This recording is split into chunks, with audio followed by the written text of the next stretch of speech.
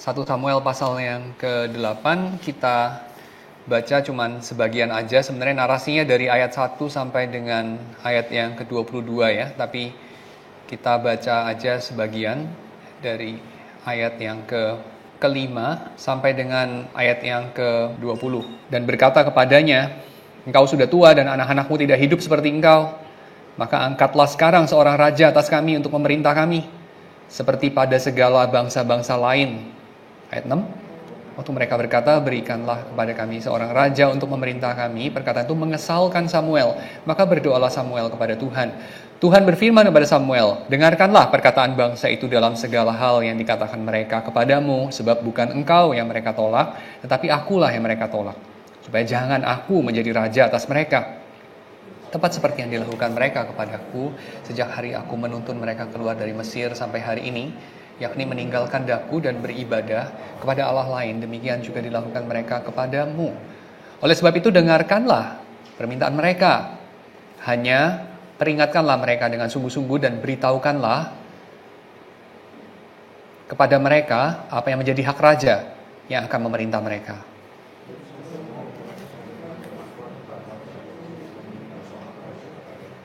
Katanya, "Inilah yang menjadi hak raja yang akan memerintah kamu itu. Anakmu laki-laki akan diambilnya, diperkerjakannya pada keretanya dan pada kudanya, dan mereka akan berlari di depan keretanya.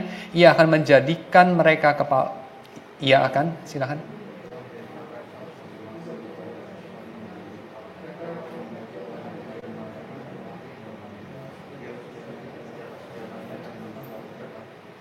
"Anak-anakmu perempuan akan diambilnya sebagai juru campur rempah-rempah, juru masak, juru makanan.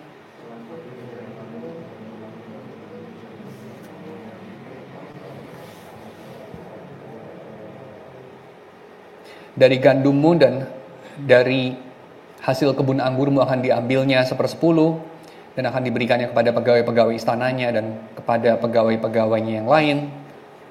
Budak-budakmu laki-laki dan budak-budak perempuan, ternakmu yang terbaik, keledai-keledaimu akan diambilnya dan dipakainya untuk pekerjaannya. Dari kambing dombamu akan diambilnya 1/10, dan kamu sendiri akan menjadi budaknya. Pada waktu itu kamu akan berteriak karena rajamu yang kamu pilih itu, tapi Tuhan tidak akan menjawab kamu pada waktu itu." Tetapi bangsa itu menolak mendengar perkataan Samuel, dan mereka berkata, "Tidak, harus ada raja atas kami. Kita akan menjadi seperti bangsa-bangsa lain. Raja kami akan menghakimi kami, memimpin kami dalam perang." Samuel mendengar, atau kita bisa juga baca dalam konteks ini, Samuel menuruti, ya, mendengar di situ lebih ke menuruti segala perkataan bangsa itu dan menyampaikannya kepada Tuhan.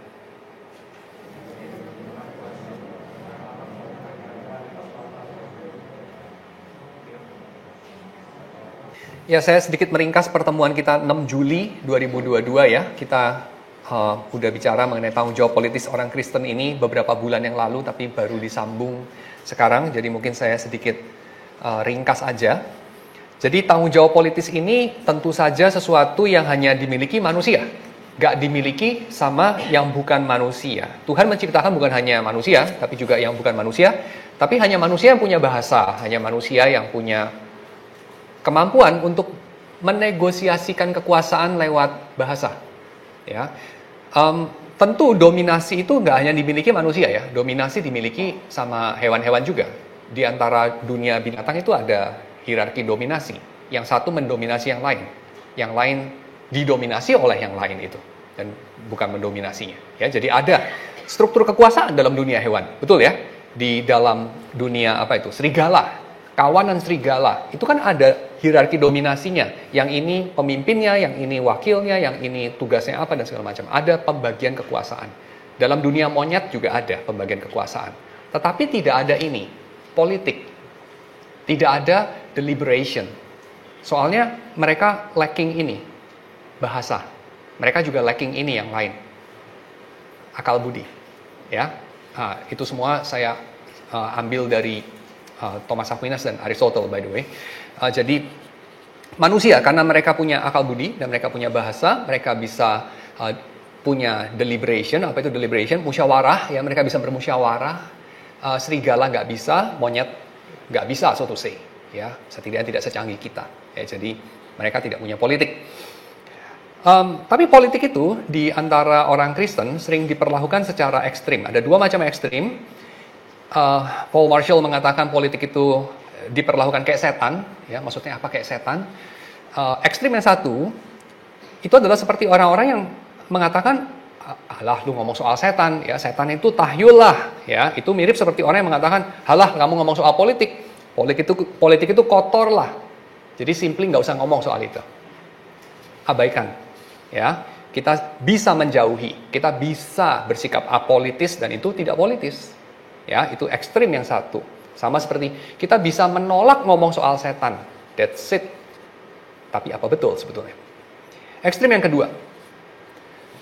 Instead of mengatakan, gak usah ngomongin soal setan, itu cuma tahyul, tapi dia baru berapa kalimat ngomongnya keluar setan. Berapa kalimat keluarnya setan. Semua salah setan. Semua ini adalah urusan setani. Kira-kira begitu ya. Ada kelompok orang Kristen yang seperti itu. Nah ini padanannya adalah semua itu politis. Ya, semua ini urusan politis. Seolah-olah pemilihan umum, pemilu, itu antara kita menang, kita kalah, itu segala-galanya. Kita kalah kiamat, habis semuanya, kacau lah. Kalau kita menang, seperti surga sudah turun ke kota kita. Nah itu ekstrim yang lain, semuanya politis. Seolah-olah panggilan Kristen itu ya melulu panggilan politis aja. Nah itu dua-dua ekstrim itu tidak tepat.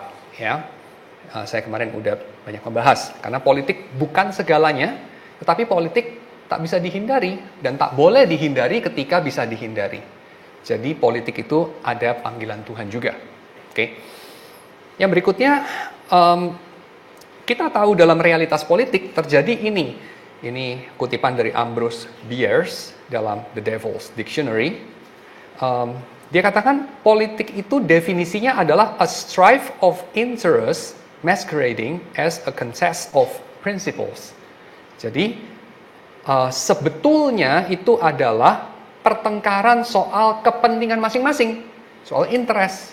Tetapi pakai topeng. Topengnya apa? Ini adalah pertandingan prinsip. Alah, prinsip. Bilang aja, interest. Itu realitasnya. Lalu saya juga sudah membahas mengenai politik di dalam keterciptaan. Jadi pada mulanya politik itu apa? Ada pihak yang mengatakan pada mulanya tidak ada politik. Sebab pada mulanya tidak ada pemerintahan. Sebab pada mulanya tidak ada dosa. Jadi dosalah yang membuat politik itu harus ada. Tetapi ini keliru. Karena politik itu sudah merupakan panggilan Tuhan kepada manusia sejak penciptaan. Buktinya apa? Buktinya salah satu elemen dalam politik yaitu kekuasaan dan panggilan untuk menguasai dan memerintah. Nah, politik ini apalagi kalau bukan urusan menguasai, memerintah, betul ya? Sudah ada sejak Kejadian pasal 1 dan 2. Manusia kan terpanggil untuk apa? Panggilan manusia ada 5. Setelah diciptakan langsung dikasih job desk-nya ada 5 apa? Beranak cuculah, bertambah banyaklah, penuhilah bumi. Taklukkanlah itu, berkuasalah atasnya. Taklukkanlah itu, berkuasa atasnya. Ini apa? Ekonomi, sains, teknologi, politik ini. Ya enggak? Taklukkanlah itu, berkuasalah atasnya. Politik yang diselenggarakan lewat sains, teknologi, ekonomi, bisnis, you name it. Ya. Oke, so politik itu sudah sebelum kejatuhan. Kalau kita bicara politik sesudah kejatuhan, mungkin yang dalam benak kita itu politik itu cuma urusannya itu tadi. Yang kutipan dari Ambrose Bierce itu. A strife of interest masquerading as a contest of principles. Tapi kan itu realitas setelah dosa lah. Ya, politik itu kan tidak hanya yang seburuk itu. Munafik sebenarnya cuma urusan interest aja, cuma urusan mau menang sendiri, tapi pura-puranya tujuannya mulia. Kebenaran, keadilan, kepentingan rakyat, tapi sebenarnya cuma kehendak berkuasa dan kehendak untuk untung. Itu kan di dalam dosa, ya, dalam kejatuhan. Tapi panggilan untuk menguasai, untuk memerintah sudah ada sebelum kejatuhan dan masih ada setelah konsumasi. Kita ini manusia terpanggil untuk apa sih? Di surga kita ngapain? So to say. Di surga tuh kita ngapain? Main harpa, panggilan bikin musik. Bukan loh. Bukan. Memerintah. Mengadili para malaikat, kata Paulus. Itu panggilan apa? Politis. Betul ya? Politis, hukum. Oke, jadi ini lebih menyasar kepada orang-orang yang apolitis, yang tidak suka politik-politikan lah ya. Tapi tidak suka politik-politikan itu bisa dua sisi tuh. Tidak suka politik-politikan maksudnya saya nggak suka intrik-intrikan, saya nggak suka itu kayak tidak tulus. Saya tuh maunya yang tulus-tulus saja. Nah itu kalau itu sih kita bisa simpati. Tapi kalau nggak suka politik-politikan dalam arti benar-benar semua yang berbau politik itu saya disdain gitu. Saya nggak suka lah, saya anggap itu kotor lah, semua politik itu kotor. Nah itu kayaknya keliru di situ. Ya, salah memahami, walaupun bisa dipahami, ya, tapi itu salah memahami. Jadi perlu diluruskan. Oke, jadi politik pada mulanya itu adalah panggilan untuk berkuasa dan memerintah, dan dimungkinkan karena manusia punya bahasa, punya reason, dan itu karena Tuhan yang mengatur. Ya, Tuhan kan tidak mengatur itu pada segala makhluk. Ya, semut misalnya kan nggak ada itu ya, monyet nggak ada itu. Serigala nggak ada itu. Walaupun bukan berarti nggak ada struktur ya, tapi strukturnya lebih ke insting, bukan deliberation. Jadi adanya deliberation through dialogue, discussion, and political process itu sesuatu yang dimungkinkan hanya untuk manusia. Manusia itu homo politikon, kata Aristotle. Dan itu sesuatu yang kita sebagai orang Kristen melihat ya good. Ya, manusia itu homo politikon, it's good. Manusia itu tidak bisa flourish, tidak bisa sepenuh-penuhnya jadi manusia, dia paham, sampai dia itu punya tempat dalam komunitas, punya tempat dalam polis. Dia bisa bernegosiasi, berdiplomasi, berdiskusi, mengejawantahkan kekuasaannya, social life dia. Manusia tanpa social life kurang berkembang manusianya, betul nggak? Ya, manusia tidak dimaksudkan untuk bertapa sendirian, makhluk soliter ya, enggak. Ya, semacam itu. Oke, so manusia makhluk politis. Jadi sejak dari diciptakan, bukan sejak kejatuhan, tapi dari diciptakan. Saya juga sudah membahas mengenai kaitannya dengan panggilan kita sebagai raja, imam, dan nabi. Sebagai raja untuk berkuasa, sebagai imam untuk berdoa, mengantarai ciptaan kepada Tuhan, dan sebagai nabi untuk mengadili. Ini semua gambaran-gambaran yang nanti bisa dikaitkan dengan pembedaan tapi bukan pemisahan antara kuasa politis dan kuasa agama. Raja bukan imam, imam bukan raja misalnya. Raja bukan nabi, nabi bukan raja misalnya. Walaupun ada juga raja yang sekaligus imam, ya ada juga raja yang sekaligus nabi.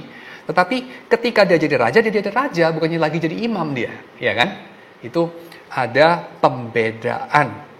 Nah, paradigma ini, pembedaan antara fungsi gereja atau agama dengan fungsi negara, itu adalah ciri khas dari masyarakat yang berakar kepada Judeo-Christianity, yaitu adanya yang kita bilang sebagai, dalam tanda kutip ya, sekularisasi. Sekularisasi itu baik.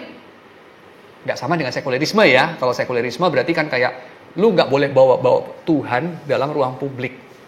Atau bahkan dalam hidup ini nggak boleh ada Tuhan. Nah itu kan agama itu semua brengsek lah.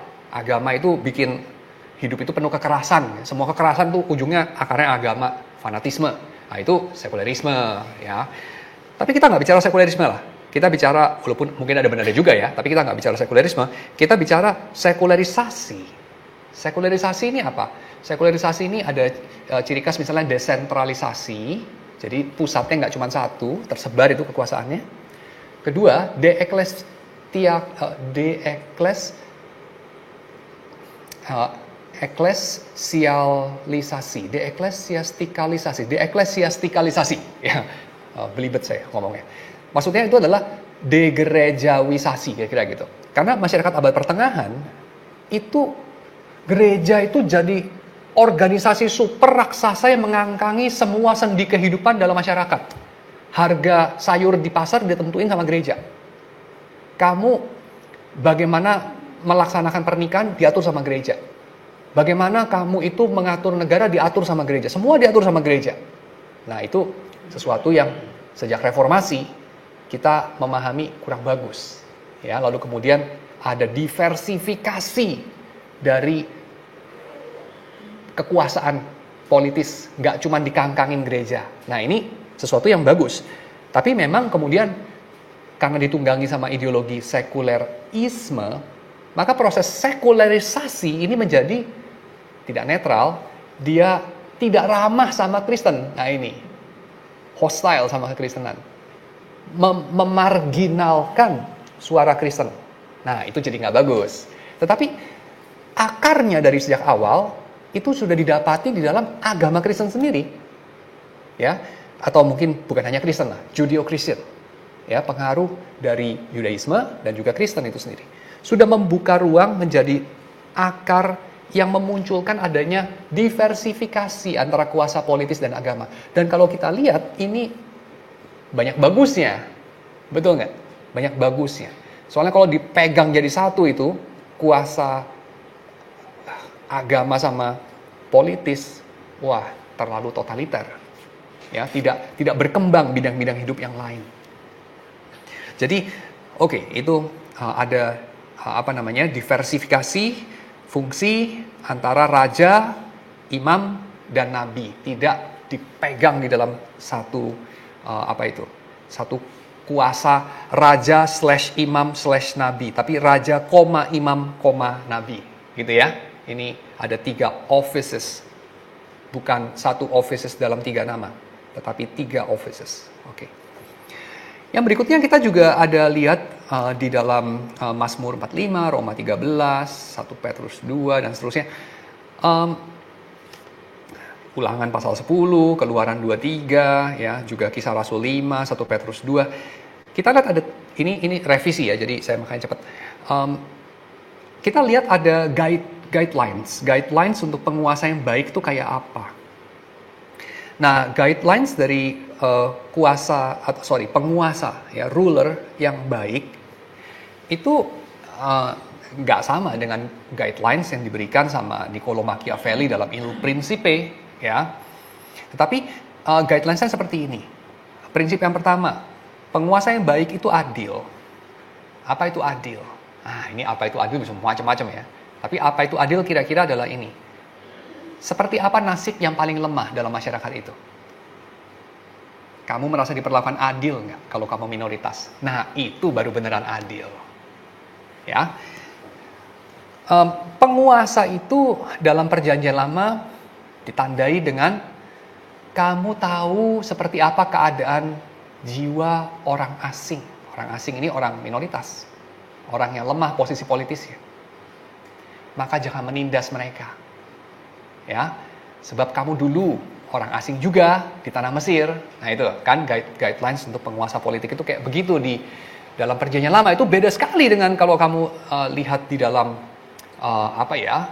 karya-karya yang muncul di Asia misalnya, Sun Tzu misalnya, atau kalau kita lihat bahkan karya orang Kristen, ya, Niccolo Machiavelli itu kan orang Kristen, Il Principe misalnya.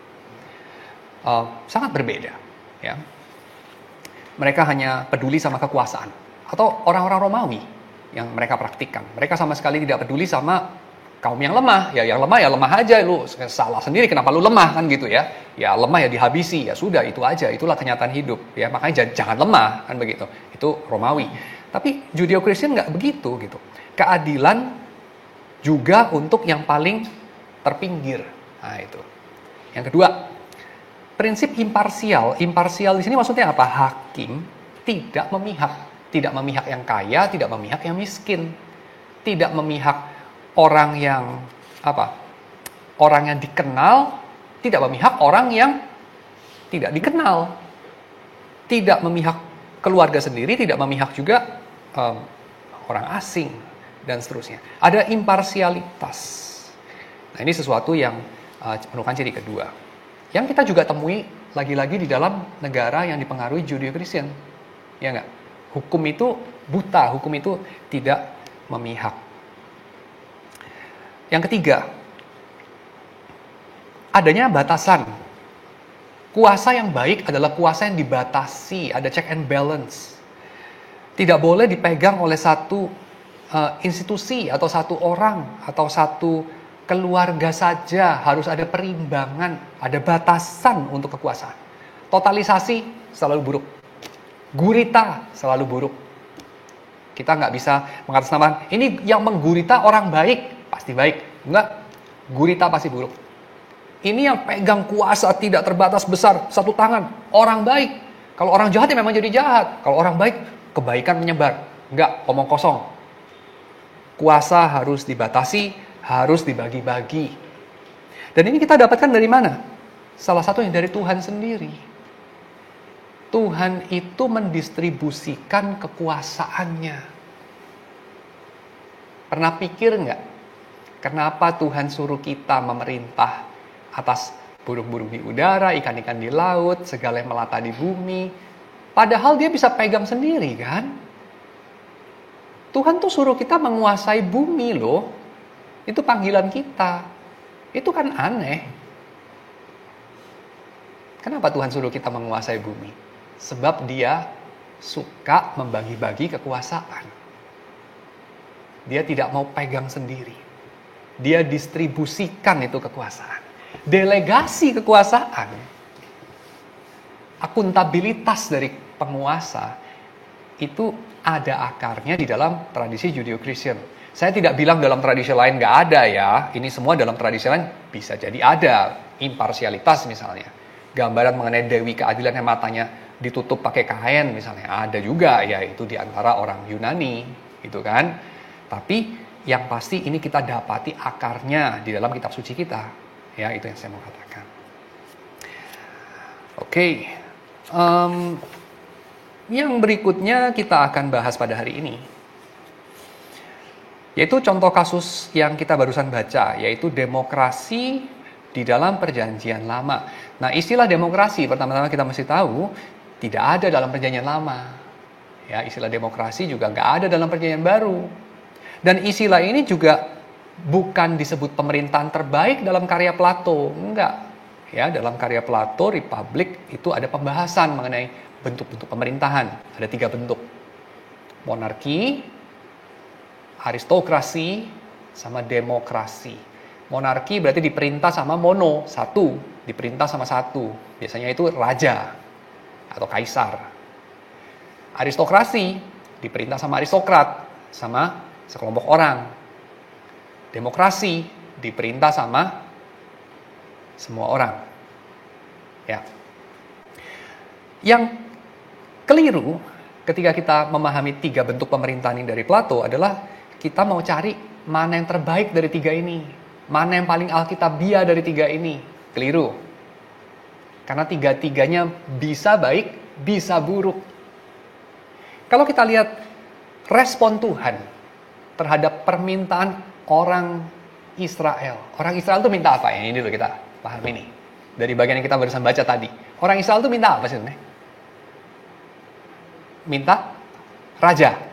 Minta raja itu berarti minta apa kalau pakai kategorinya Plato tadi? Monarki, aristokrasi, demokrasi. Minta raja itu minta apa?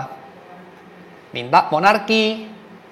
Nah, kesalahan yang kita sering dengar, orang Israel minta demokrasi. Ya keliru lah. Orang Israel minta monarki, minta raja. Minta raja, minta monarki kan. Minta diperintah monark, toh diperintah sama satu kan. Pertanyaan kedua, orang Israel itu berada dalam kondisi pemerintahan kayak apa waktu minta monarki? Minta monarki kan, waktu itu lagi pemerintahnya apa tuh? Presbiterial. Diperintah sama tua-tua. Presbuteros itu kan tua-tua kan. Nah, diperintah sama tua-tua itu sejak kapan? Sejak zaman Musa. Masih ingat? Musa itu menunjuk kepala pasukan 1110 itu kan. Jadi itu untuk menghakimi orang Israel. Hakim-hakim, tua-tua dengan kata lain, memerintah atas Israel. Sistem apa itu? Sistem pemerintahan perwakilan. Sistem pemerintahan presbiterial. Jadi tadinya presbiterial, lalu kemudian mereka minta monarki. Ya. Nah, Artinya ini pergerakan dari dipegang banyak orang lewat kayak sila keempatnya Pancasila sebetulnya. Apa itu? Permusyawaratan yang dipimpin oleh apa itu? Sila keempat?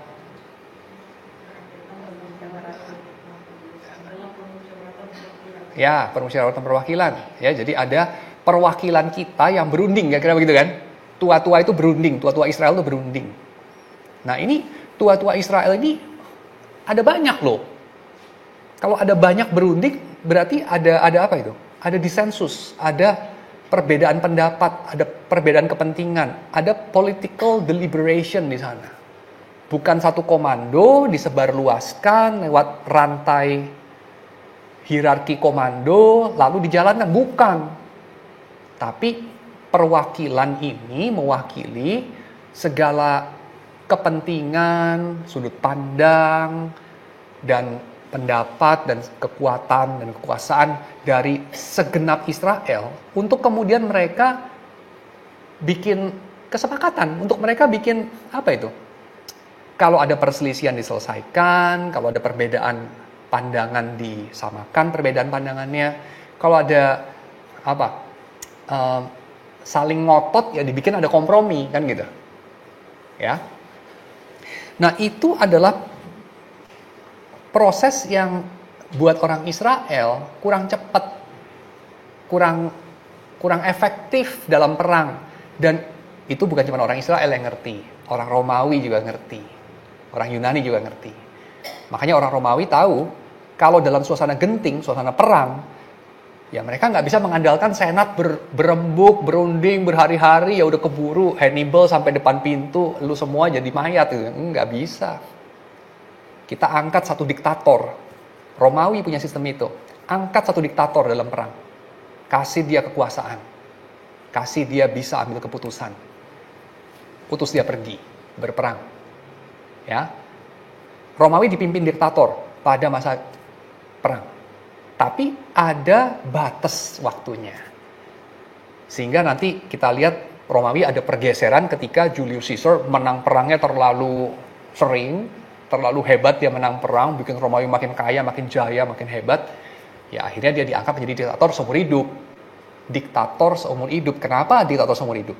Karena tadinya nggak seumur hidup. Nggak seumur hidup itu kapan? Sampai menang perang, sampai suasana gentingnya lewat. Tapi ini artinya apa? Orang Romawi ngerti betul. Sama lah kayak orang Israel. Common sense itu cukup common sense lah. Kalau keputusan harus cepat, ya semakin banyak orang, semakin lama. Gitu ya. Kalau keputusan mau diambil harus cepat, ya harus pakai hierarki. Yang putusin sedikit aja dan kalau bisa ya yang ahli. Kan begitu ya. Makanya nerbangin pesawat terbang tidak demokrasi.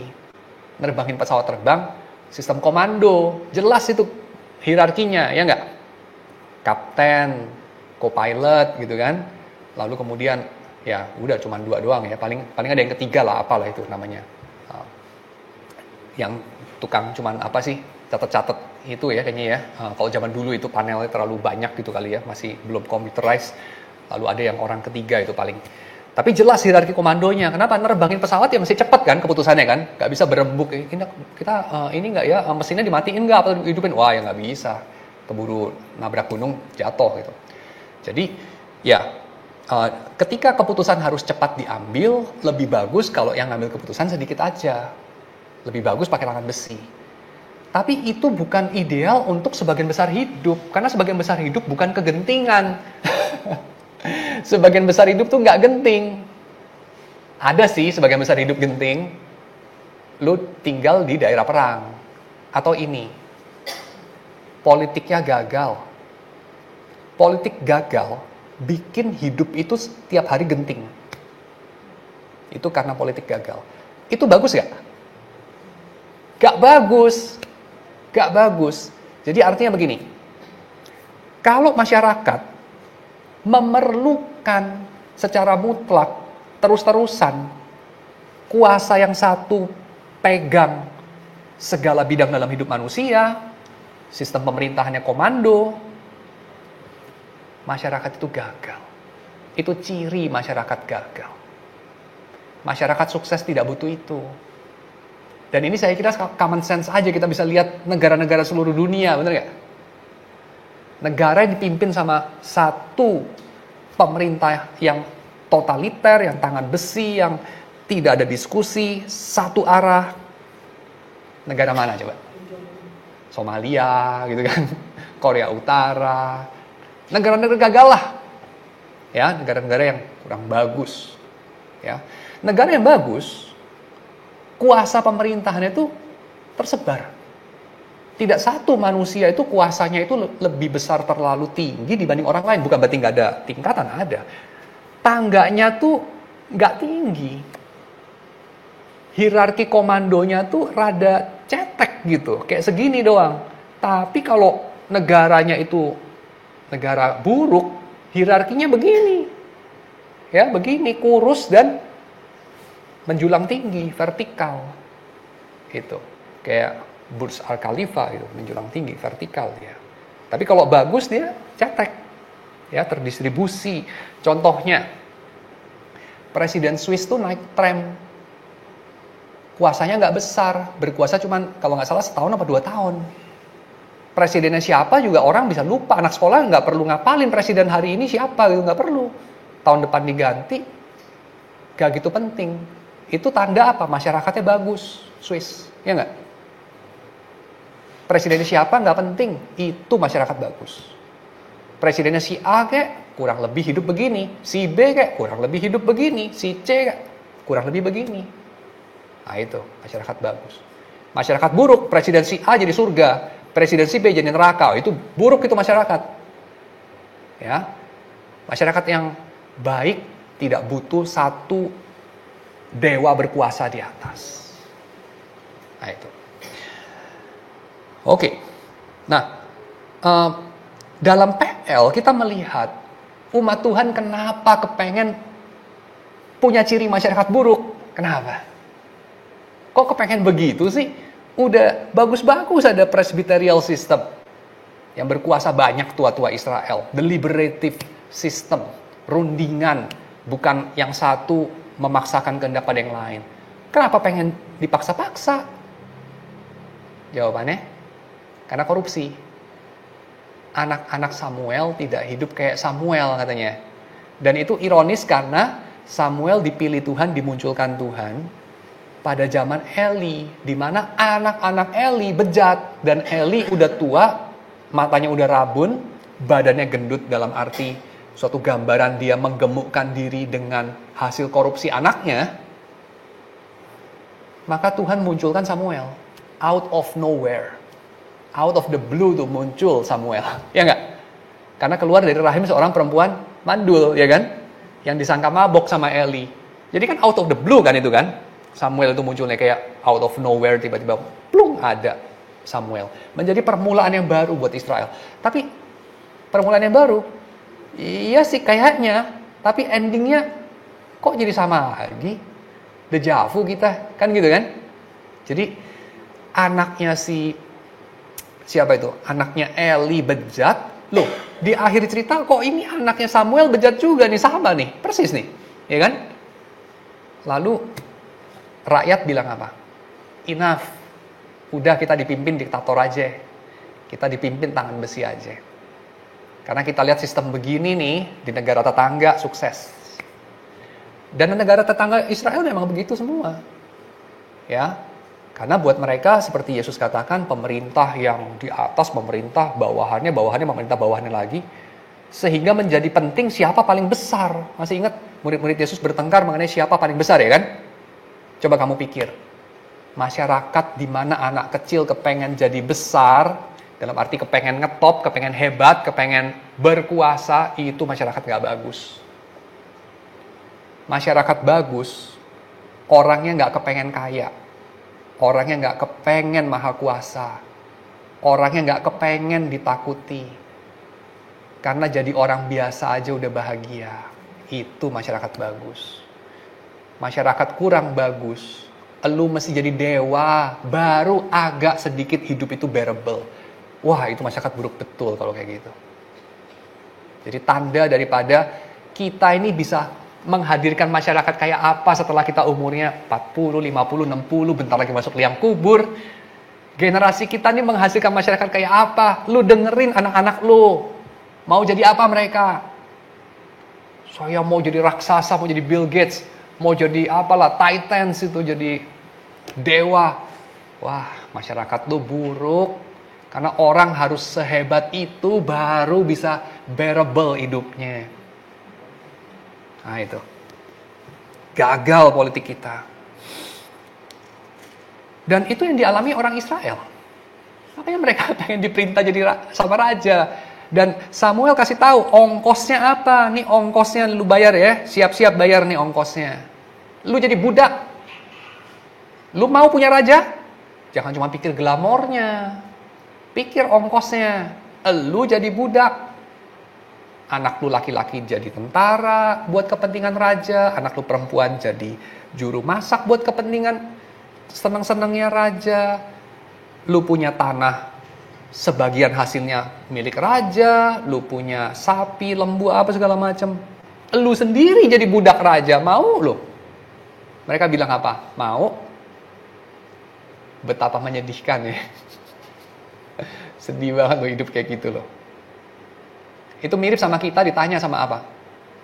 Kita ditanya sama duit, ketenaran, kekuasaan. Ini semua ada ongkosnya nih. Lu mau punya duit banyak, lu mau berkuasa, lu mau ngetop, ada ongkosnya. Ongkosnya apa? Kompromi. Ongkosnya kamu nggak jadi dirimu sepenuhnya. Ongkosnya lu ada jilat-jilat sedikit lah. Ongkosnya lu ada injek-injek orang sedikit lah.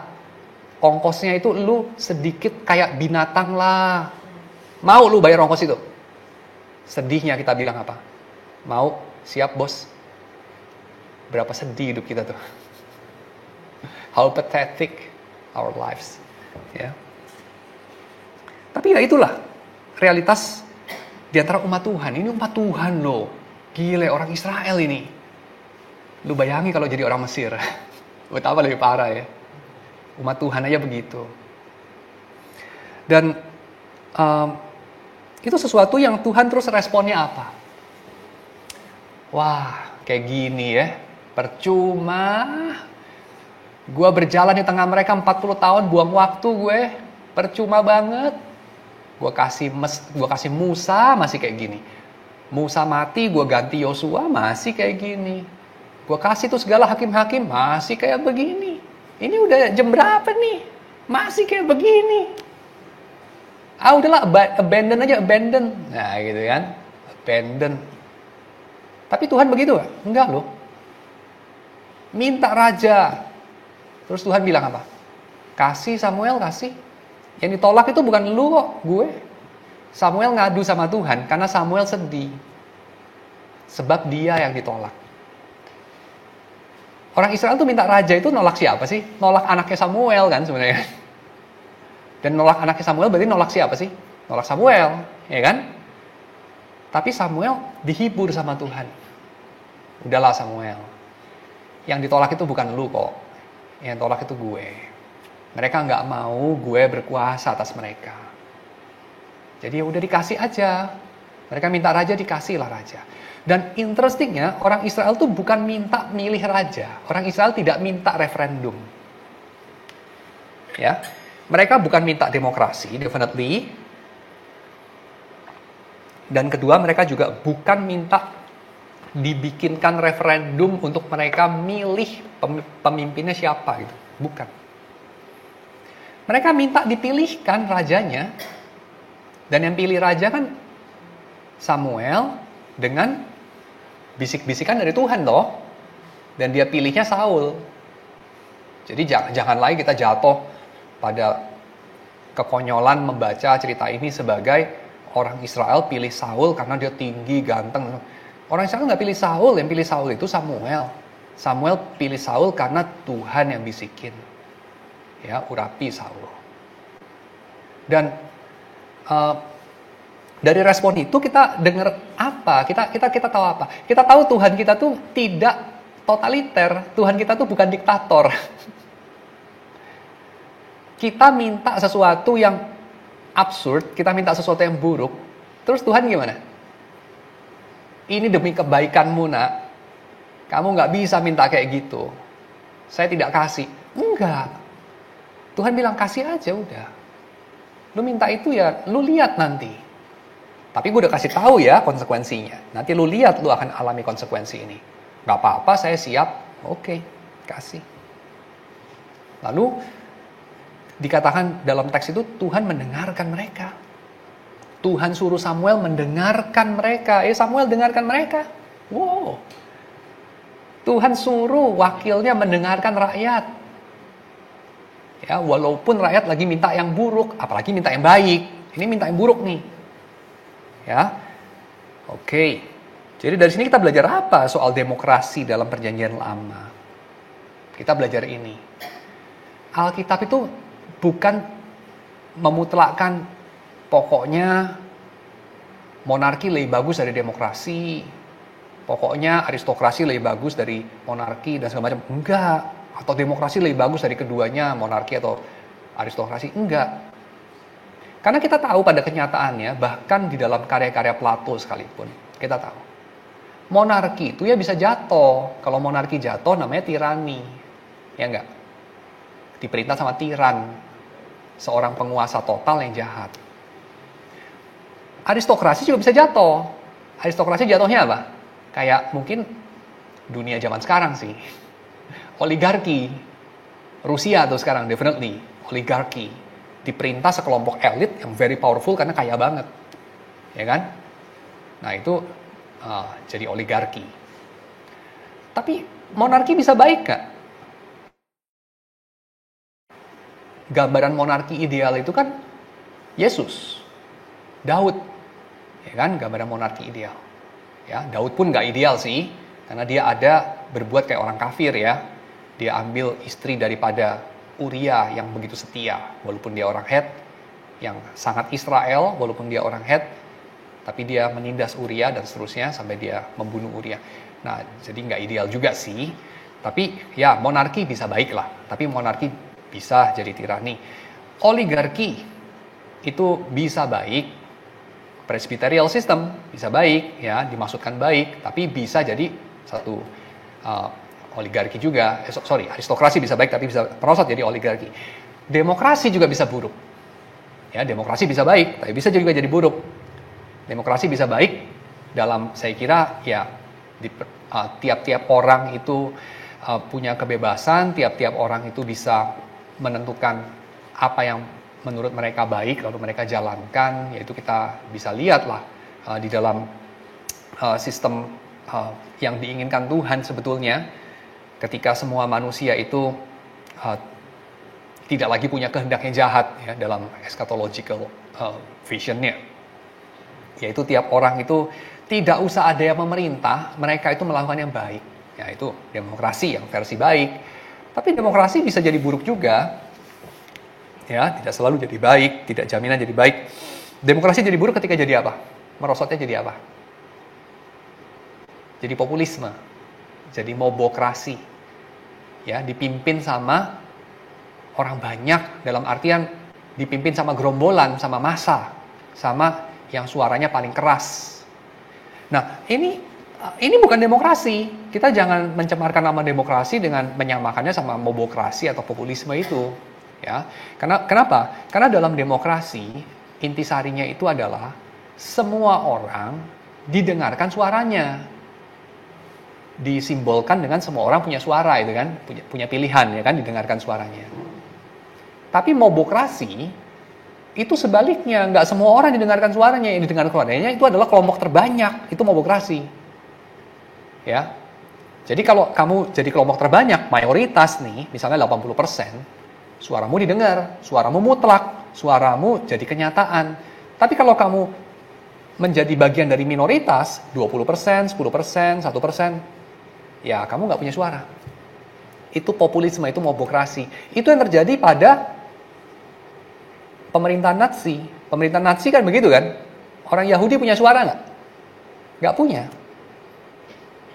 Orang-orang yang nggak setuju sama Hitler punya suara nggak dalam pemerintahan Nazi?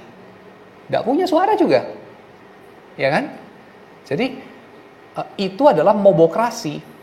Yang berkuasa itu kelompok mayoritas dan punya kuasa mutlak. Ya, itu sama sekali bukan demokrasi, itu kemerosotan demokrasi, pembusukan demokrasi. Nah, dalam perjanjian lama, umat Tuhan ini sadar betul dengan realitas itu, bahwa bentuk pemerintahan itu nggak ada yang jaminan nanti hasilnya baik, itu nggak ada. Ya, makanya kita nggak bisa bilang Alkitab itu menganjurkan demokrasi atau aristokrasi atau monarki, nggak ada itu. Ya, semuanya bisa merosot, tapi semuanya juga bisa baik juga. Ya. Cuman yang mana yang lebih bisa mengakomodir visi Tuhan soal politik? Nah, ini yang penting untuk kita cari. Mana yang paling bisa kita aplikasikan pada konteks kita untuk mewujudkan visi Tuhan soal politik. Yaitu apa? Tiap-tiap pihak bisa berpartisipasi dalam deliberasi kekuasaan. Oke, saya lanjut aja ya. Jadi dalam perjanjian lama kita menjumpai dalam 1 Samuel itu peringatan Tuhan akan sentralisasi kuasa pada satu raja. Ya, jadi peringatan Tuhan soal monarki. Yang kedua,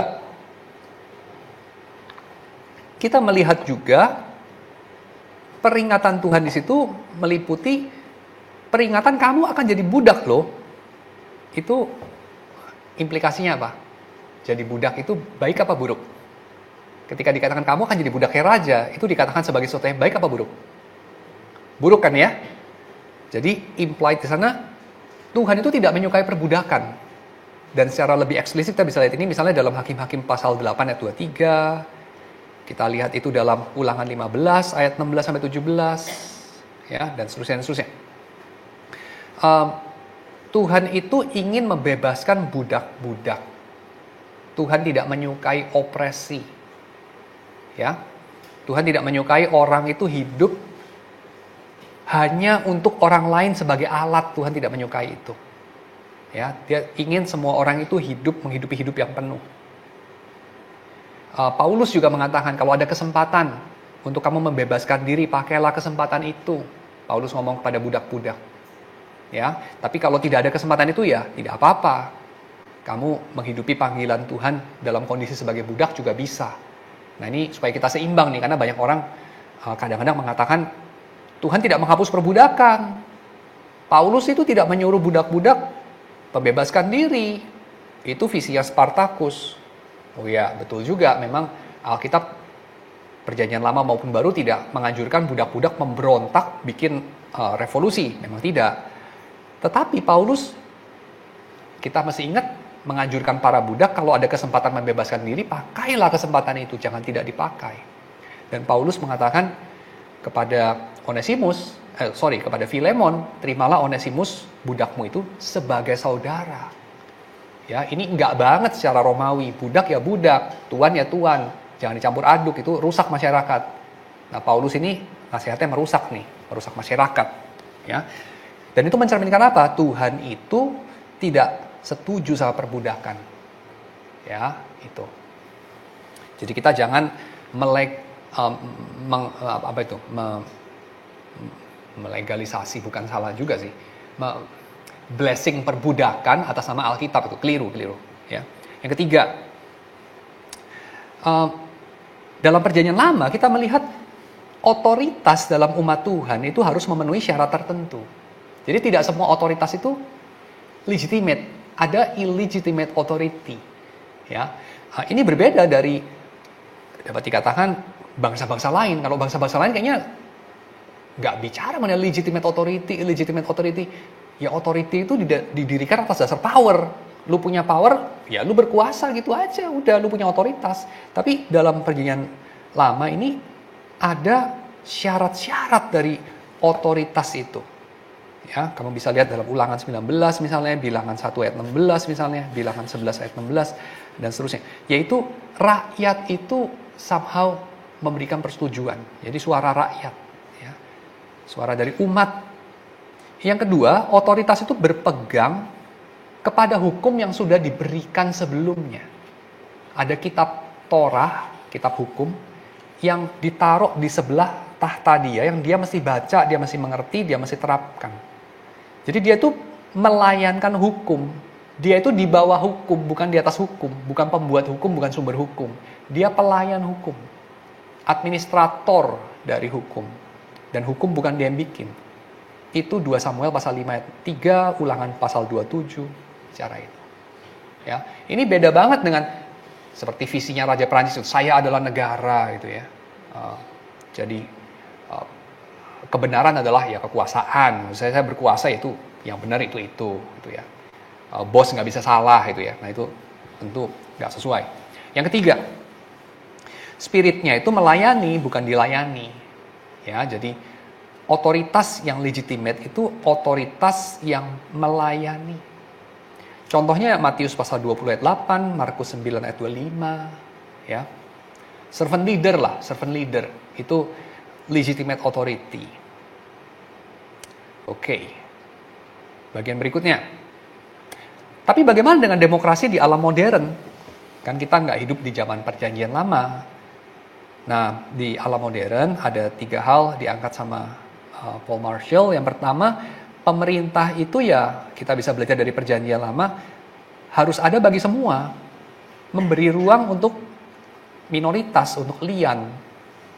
Ujian orang Kristen terlibat dalam politik itu bukan bagaimana dia menang, apakah dia menang itu ujiannya, bukan.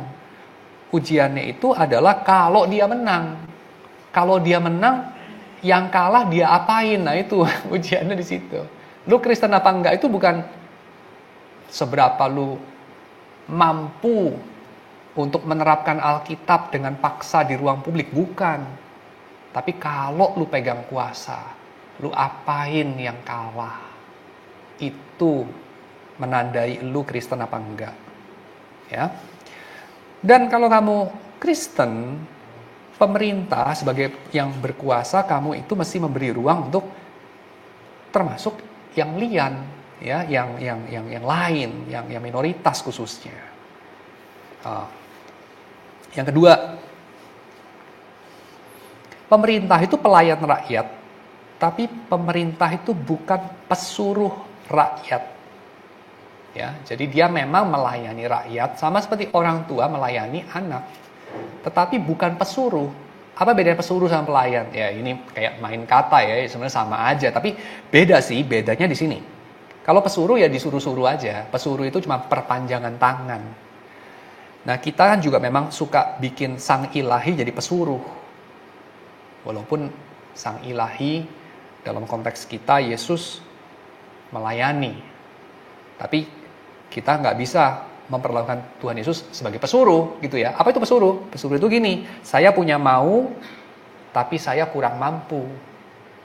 Saya mau ruangan bersih, saya kurang mampu nyapu. Kenapa? Keinginan saja tidak ada gitu ya. Kemampuan jadinya nggak ada juga. Maka saya ya suruh pembantu misalnya gitu.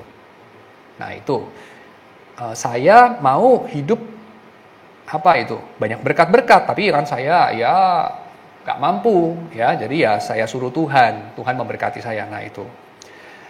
Nah ini kalau kita kenakan pada pemerintah memang pelayan dari rakyat, tapi rakyat atau orang banyak itu bukan kayak anak manja yang pokoknya gue mau ini mau itu terus pemerintah tinggal pusing bagaimana mewujudkan. Bukan, itu gambaran yang buruk. Pemerintah itu adalah orang-orang yang mewakili rakyat karena mereka lebih ngerti somehow, mereka terpilih somehow, mereka lebih punya concern juga somehow terhadap kepentingan orang banyak, dan mereka juga lebih tahu dan lebih bisa diskusi mengenai bagaimana mensejahterakan rakyat. Sama kayak apa ya? Kayak orang tua sama anak itu sebenarnya karena masih kurang mampu berpikir juga kadang-kadang. Mereka juga tidak tahu maunya apa kan, benar nggak sih?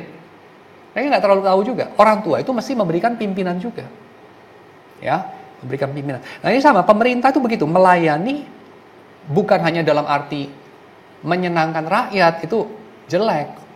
Makanya kaisar-kaisar yang buruk itu ya mereka kasih bread and circus aja gitu, kasih bagi-bagi apa itu, bagi-bagi dana bantuan sosial, bagi-bagi ini hiburan gitu ya, kasih dangdutan gitu ya, kalau di Romawi kasih sirkus gitu kan, supaya rakyat senang. Nah itu pemerintah yang buruk. Ya, pemerintah yang baik itu mengerti rakyat itu butuh apa sebetulnya. Dan karena dia juga bagian dari rakyat, dia itu mengerti dan dia punya kemampuan untuk memikirkan dengan lebih baik. Ya, oke. Jadi pemerintah itu juga memimpin bukan menguasai dalam arti mengekstraksi, tapi memimpin itu adalah berpikir sebelum, berpikir lebih maju. Yang ketiga, pemerintah itu juga harus mendengarkan kata rakyat ya, seperti tadi Samuel disuruh mendengarkan. Tapi mendengarkan bukan berarti selalu mengiyakan, ya, seperti itu. Dan politik itu melibatkan kompromi, melibatkan membuat deals, melibatkan membentuk koalisi, dan koalisi selalu tidak pernah permanen. Ya, koalisi permanen itu, koalisi yang buruk ya. Itu nggak tahu itu koalisi permanen mafia kayaknya, koalisi permanen itu ya, mafia itu. Koalisi tidak pernah permanen, mafia saja tidak permanen ya. Sharing power, ya, politik melibatkan sharing power, memberi ruang, ada give and take, dan seterusnya. Nah ini ada 3 kutipan kutip sama Paul Marshall. Saya kira ini kutipan yang baik ya. Kutipan yang pertama itu anonim, ya, nggak tahu nih dari mana dia. Yaitu dikatakan politik itu adalah the art of the possible, the art of the possible. Lalu kemudian ini dimodifikasi sama mantan Presiden Prancis, Jacques Chirac. Politik itu adalah the art of making possible what is necessary. Membuat menjadi mungkin apa yang sebenarnya itu ya memang harus gitu. Harus gitu itu kadang-kadang tidak dimungkinkan karena tidak mampu, tidak kompak, tidak saling mengerti, tidak ada yang mau kompromi, nggak ada yang mau kalah, nggak ada yang mau ngalah gitu ya, dan segala macam. Nah politik itu bikin yang memang kita harusnya lakukan, tapi kita nggak kunjung melakukan sehingga kita rugi terus, akhirnya kita bisa lakukan. Nah itu seninya politik, katanya Jacques Chirac. Saya kira ini bagus ya, betul ya. Tapi kata Paul Marshall, itu masih kurang Kristen tuh. Karena hanya sampai kepada necessary. Kalau yang pertama tadi itu possible, terlalu open juga ya. Ini lebih bagus ini, Jacques Chirac ini. Mengarahkan kepada yang necessary. Tapi kata Paul Marshall, panggilan orang Kristen harusnya bukan just do what is necessary, tapi do what is right kan. Jadi dia mau dikasih, dia bilang, kalau orang Kristen harusnya bilang, politics is the art of gaining support and making possible that which is right. Ya. Sesuatu yang memang benar, ya, bukan hanya harus dilakukan, tapi sesuatu yang benar untuk dilakukan. Oke. Sekarang saya masuk ke poin ke-7. Jadi politik itu ya waktu kita melakukan art of gaining support and making possible that which is right, kita mesti ingat bahwa ini bukan peperangan. Kita terlalu sering pakai metafora dalam politik itu peperangan. Khususnya kalau udah dekat-dekat pemilu itu ya. Ini perang, apalah, perang Baratayuda, ya. Perang apa itu dulu itu, pernah ada orang bilang itu. Perang, apa itu ya, saya lupa lah. Kayak perang antara yang baik dan jahat itu. Perang apa? Perang Badar ya. Nah itu. Itu nggak bagus itu, metafora perang-perang itu. Soalnya kenapa? Kalau perang, musuh lu mati, lu hidup, kan gitu kan? Atau lu mati, musuh lu hidup. Loh ini negara. Setelah pemilu itu, lu nggak kepengen negara ini penduduk berkurang separuh. Karena pemilu kira-kira kan ya separuh-separuh lah sebetulnya. Ya kan, beda tipis-tipis kan. Lu kan nggak kepengen kehilangan separuh penduduk. Katakan lalu menang 70%. Lu kan nggak kepingin negara berkurang 30%. Ya enggak? Jadi, jangan pakai metafornya perang dong. Ya, apalagi dikaitkan sama agama. Nah ini perlu ingat lagi nih diversifikasi tadi ya. Perang suci, waduh. Terus pakai lagu-lagu agama lagi kan, pakai yel-yel agama gitu. Termasuk agama Kristen kadang-kadang.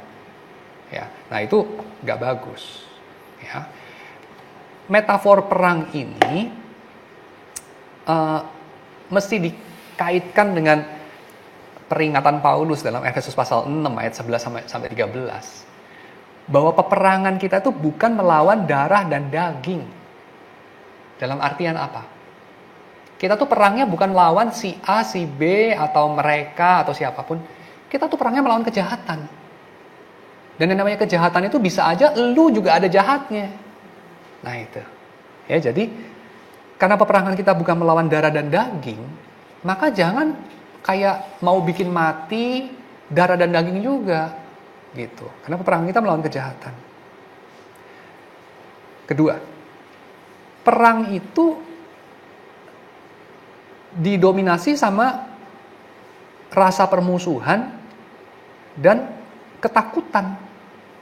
Dan masalahnya adalah sesama warga negara tuh bukan musuh lu.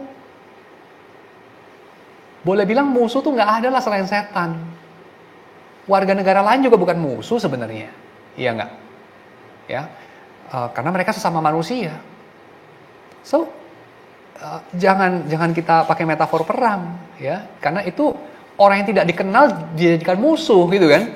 Hanya karena dia memilihnya tuh beda terus jadi musuh. Ah itu apa? Wong dia bukan musuh sesama warga negara kan gitu kan? Kedua, dalam suasana perang orang itu bereaksi terhadap ketakutan. Takut musuhnya menang, takut dia kalah.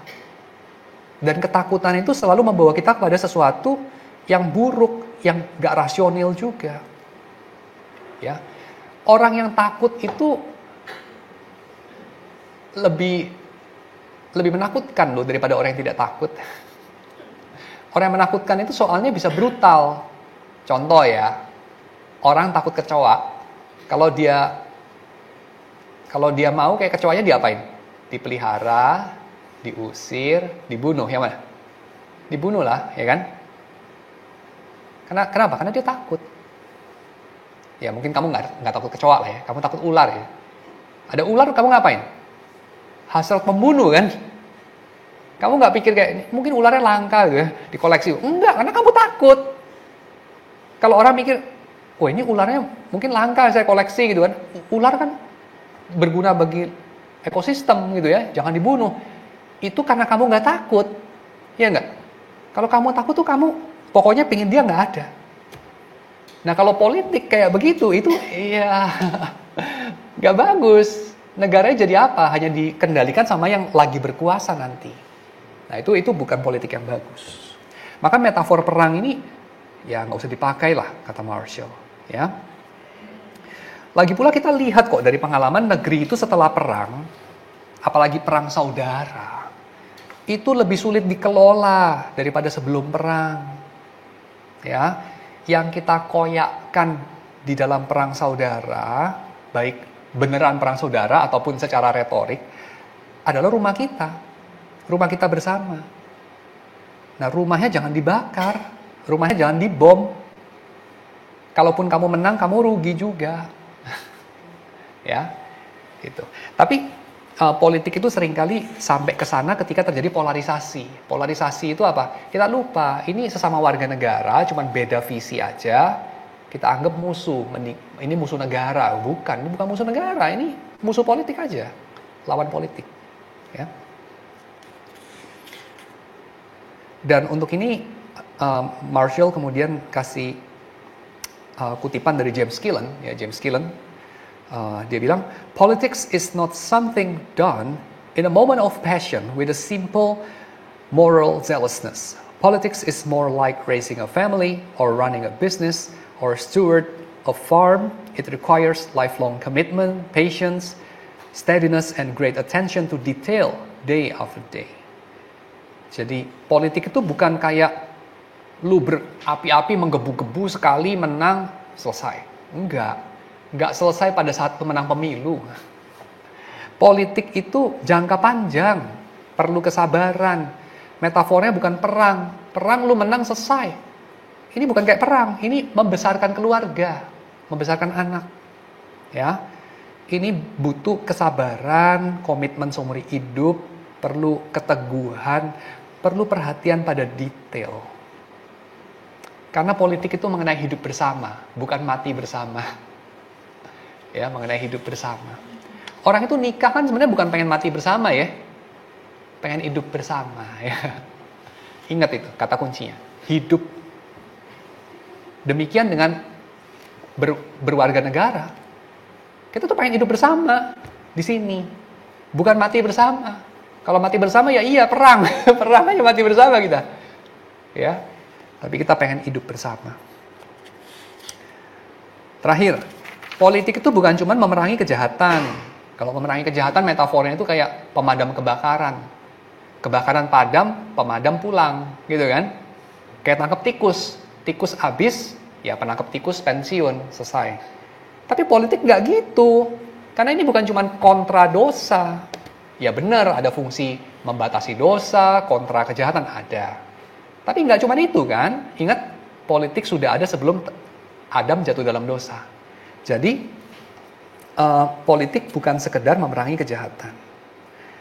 Politik itu berurusan dengan kerajaan Allah, pemerintahan Allah yang dia delegasikan pada manusia. Dia bagikan kekuasaan itu pada manusia. Dia pengen lihat kita berbuat apa dengan kekuasaan itu. Kekuasaan atas hewan, atas manusia lain, atas segenap ciptaan. Ya. Sehingga ya kita perlu untuk memahaminya secara lebih positif. Ya. Dan ini bagus kalau kita menjauhkan metafor perang dan kita pakai metafor cultivating, mengkulturasi juga, mengembangkan dalam rupa itu. Berkebun lah, jadi politik itu jangan pikirnya perang, pikirnya berkebun, mengelola kebun, gardening. Dan bukankah itu lebih cocok dengan gambaran di awal penciptaan Taman Eden? Saya tuh jenis orang yang gak suka politik. Dan saya terus terang jenis orang yang agak curiga dan agak jijik sama orang yang berambisi politik. Tapi saya mendapati buat saya intriguing orang-orang yang berkuasa dan punya panggilan politik itu dan yang praktisi politik menarik buat saya. Dan waktu saya lihat praktik mereka beberapa kali dalam beberapa momen aja sih sebetulnya ya, yang kita bisa lihat di YouTube lah ya, momen bagaimana sidang di DPR pada ada kasus-kasus tertentu atau perjumpaan anggota DPR yang satu dengan yang lain, bagaimana mereka bertukar kata, bagaimana mereka saling memperlakukan dan seterusnya misalnya gitu ya. Saya mendapati ini kita ngomong konteks Indonesia dulu ya. Despite of segala kenegatifan saya itu, saya menjumpai mereka itu punya kelebihan yang saya nggak punya. Yaitu apa? Mereka itu kalau berjumpa kan kata-katanya kayak, saya mengamati itu ya, kalau dengar anggota dewan itu saling bertukar kata dalam sidang itu, kata-katanya itu banyak muatan siletnya gitu. Banyak pakunya tuh kata-katanya itu. Jadi kata-katanya itu kayak dengan terus terang tuh saling menyerang sebetulnya, atau dengan terselubung saling menyerang gitu, ya kan? Dan saya mendapati kalau gue jadi dia ya, gila, umur gue pendek kayaknya. Karena kesabaran saya tuh tipis gitu untuk urusan gitu-gitu tuh, ya. Jadi bakal tiap hari berantem punya gitu, berantem fisik. Tapi mereka tuh enggak, mereka tidak loh. Mereka melakukan itu hari demi hari, tahun demi tahun, dari mereka muda sampai mereka tua. Mereka tahu yang di depan batang hidung mereka itu punya mau yang berlawanan sama mereka. Mereka tahu ini penentang gue. Mereka tahu kayak, kalau bisa lu mati aja gitu, kayak kira gitu ya. Tapi mereka tahu juga cara memanfaatkan. Mereka tahu juga bahwa orang itu lebih oke untuk hidup daripada mati. Dan waktu orang itu mati, mereka datang, ikut menyampaikan belasungkawa kepada keluarganya. Dan saya kira, walaupun mereka orang politik, mereka tulus juga mengatakannya. Dan itu saya kira kelebihan orang yang suka politik dibanding saya yang benci politik. Yaitu mereka lebih jujur. Mereka lebih realistis. Ada keindahan di situ saya kira. Hidup bersama di dalam realitas orang-orang yang berbeda sekali. Punya pandangan dunia yang berbeda sekali dengan kamu. Dan punya niatan yang berbeda sekali dengan kamu. Punya sistem nilai yang berbeda sekali dengan kamu. Apa yang buat mereka indah buat kamu menjijikkan.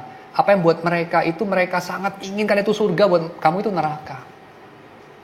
Tapi mereka belajar untuk menghidupi hidup bersama secara civilized. Tidak barbar. Dan that's beautiful, I think. Apalagi terus bisa ngomongin gitu ya, ngomongin secara rasional gitu. Tahun demi tahun. Dari muda itu kan kita lihat itu isi dari gedung parlemen itu kan kayaknya dia aja tuh, ya kan? Coba itu kita Indonesia partai politik kan kayak jamurnya kadang-kadang muncul, kalah musim berikutnya ganti nama gitu kan, ganti nama lapak gitu, ganti merek aja gitu. Orangnya kan dia juga tuh, ya kan? Recycle ya dia itu, kroni-kroninya ini. Dan mereka itu kayak udah persekutuan loh itu, kayak bikin gereja itu. Gereja yang kubahnya itu bukan biru tapi hijau gitu kan. Gereja kubah hijau itu. Persekutuan itu. Dan kayak gereja. Di gereja kamu emang semua orangnya seneng kamu? Enggak kan, ada yang sebel juga. Ada yang kayak, lihat dia lagi senep gue liatnya. Dengernya males gue. Tapi kan kamu gak pengen bunuh dia. Kamu kan, kalau dia mati juga kamu datang salaman juga sama dia punya apalah, duda, janda, anak gitu kan. Karena kita hidup bersama di bawah matahari. Karena kita belajar dari Tuhan. Emangnya lu orang yang menyenangkan buat Tuhan? Enggak. Tuhan juga sebel sama lu. Dia matiin lu enggak? Enggak. Dia nggak matiin lu. Emang lu gak pernah nyebelin buat Tuhan? Tiap detik kali nyebelin. Dia nggak hajar lu. Dia ajak lu ngobrol. Jawaban lu nyolot. Terus Tuhan gimana?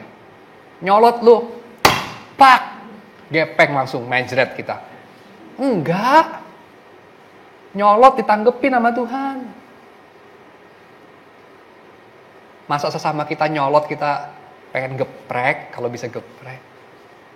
Untungnya dalam politik, nggak begitu gampang geprek, karena ini kayak apa ya, Mike Tyson sama Evander Holyfield gitu ya. Nggak gitu gampang geprek kan. Kalau Mike Tyson sama saya ya gampang digeprek. Dalam politik nggak begitu kan. Rata-rata ini ya cukup seimbang lah kekuasaannya. Jadi ya itulah saya kira that's the beauty of politics. Walaupun tentu ada sisi yang lain ya. Palsu, haus kekuasaan, apalah, penuh kebohongan, kejam apa. Ya benar ada begitu. Tapi nggak harus begitu. Dan di dalam kejatuhan pun ada keindahannya. Tuhan masih menyisakan begitu banyak keindahan. Ya, hidup bersama dalam keberbedaan. Itu menurut saya. Ada politik gak di rumahmu? Itu sama dengan pertanyaan, rumah lu ada setan gak? Jawaban ekstrim yang satu, gak ada, tahyul itu.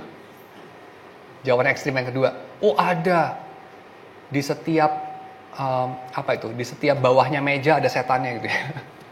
Setiap cicak dirasuki setan. Wah, itu ekstrim yang kedua. Dua-dua salah. Ada politik nggak di rumahmu? Ada politik nggak di dalam persahabatanmu? Jacques Derrida pernah tulis buku itu ya, Politics of Friendship. Kalau kamu bilang nggak ada, itu sama dengan bilang setan tuh nggak ada. Saya kira keindahan dari orang politik adalah, mungkin juga nggak semua ya, tapi setidaknya yang saya kagumi, mereka bisa menerima ungkapan-ungkapan seberapapun berbeda dan menyerang seperti ini sekalipun gitu ya, dengan ya biasa aja gitu. Ya lu jijik, itu kan lu. Gua enggak, ya gua enggak, gitu aja, itu kan gua. Kan gitu. Ya, saya kira itu mengagumkan loh, dan itu ada keindahannya. Tapi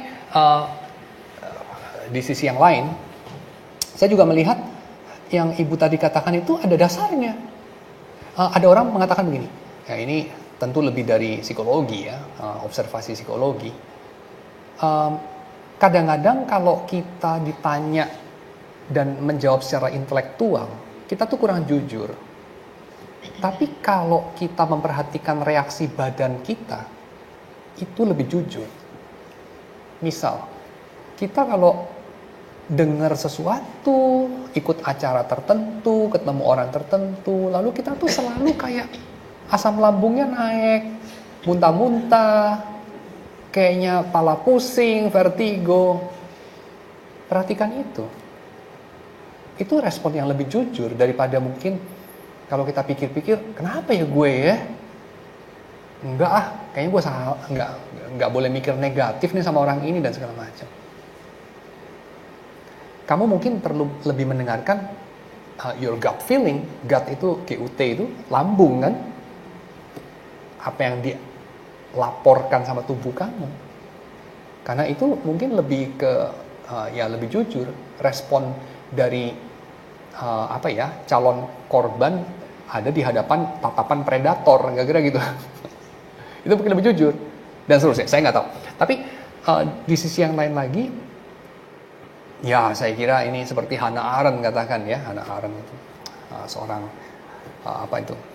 filsuf teori politik. Dia bilang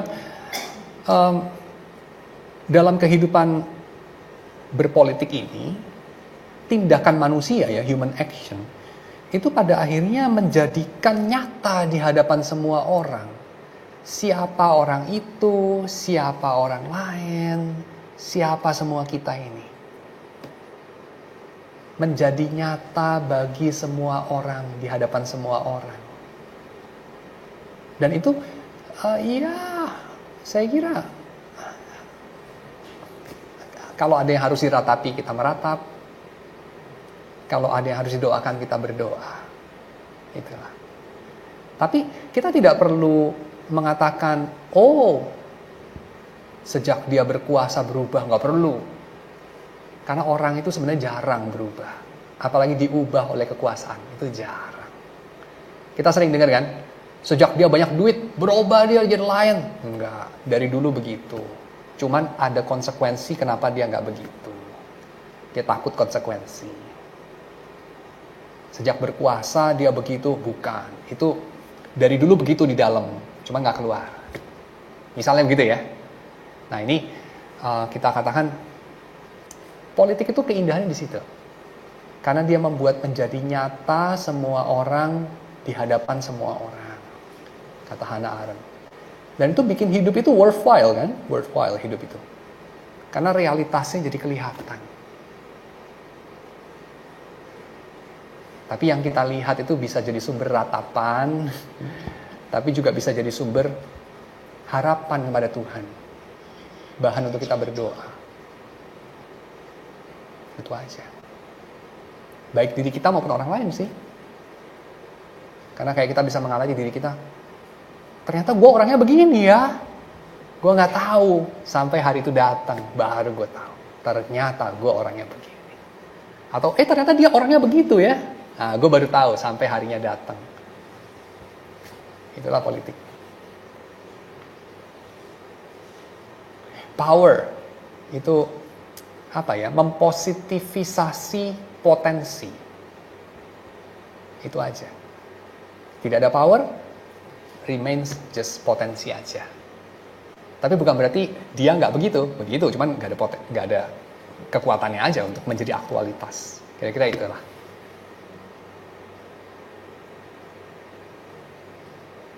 Dan apakah berarti politik selalu negatif? Enggak. Bisa positif kok. Dan kita lihat kayak dalam dunia perkembangan politik kita beberapa tahun terakhir kan, nggak semua negatif lah, ada yang positif juga kan, seperti itu. Saya nggak ngomong soal orang ya, kalau orang sih selalu ambigu, namanya manusia. Kalau nggak ambigu namanya kamu bukan lihat orang, kamu lihat iklan. Nah itu nggak ambigu kalau iklan. Tapi orangnya sih pasti ambigu. Setiap manusia itu ambigu. Nggak ada orang baik dalam dunia ini. Tapi juga nggak ada setan. Semua orang itu bukan setan, itu orang. cuman jahatnya banyak misalnya. Semua orang itu juga nggak ada yang Tuhan, orang aja dia. Bapa, kami bersyukur untuk apa yang sudah Engkau nyatakan bagi kami, apapun itu. Kami menyerahkannya dalam tangan Tuhan. Engkau yang adalah Raja, Engkau yang berkuasa mutlak dari selamanya sampai selamanya, dan yang mendelegasikan kekuasaan itu kepada kami, anak-anak-Mu. Kami yang adalah debu yang Engkau tegakkan, dan Engkau mengangkatnya, dan Engkau menempatkannya di atas segenap ciptaan-Mu. Kami bersyukur untuk kepercayaan yang Engkau berikan kepada kami. Kami bersyukur juga untuk anugerah yang Engkau berikan pada tiap kami. Kekuatan. Kami mohon agar Engkau memberikan kepada kami hati yang terpaut kepadamu, hati yang digerakkan oleh cinta kepadamu, sehingga kami ini boleh menjadi orang-orang yang dengan setia melayankan kekuasaan kami di bumi ini. Kekuasaan kami atas materi, kekuasaan kami atas waktu, kekuasaan kami atas apa yang muncul, apa yang menjadi dalam dunia ini, kekuasaan kami atas orang lain, atas hewan-hewan, tumbuh-tumbuhan, ruang, bentuk, warna, nada, dan segala sesuatu. Kiranya Tuhan Engkau memberkatinya sehingga melalui penata layanan kekuasaan kami ini, kami boleh lebih menghadirkan ucapan syukur dalam dunia. Kami boleh lebih lagi menghadirkan kemuliaan-Mu di bumi ini, di bawah matahari. Dalam nama Yesus kami berdoa. Amin.